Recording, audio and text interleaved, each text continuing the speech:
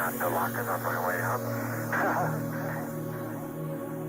Particularly good thought. That's our home for the next couple hours. We want to take good care of it.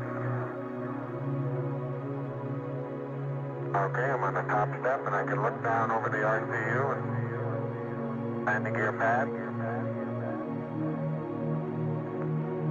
It's a very simple matter to hop down from one step to the next. Yes, I found it to be very comfortable, and walking is also very comfortable. But you've got 3 more steps and then a long one.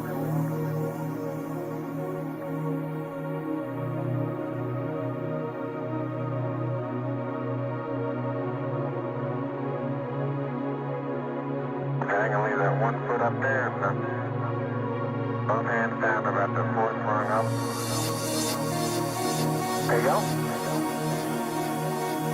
Okay, now I think I'll do the same.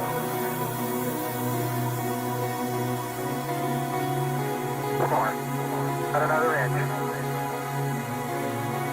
There, you got it? That's a good step. Yep. About a 3-footer.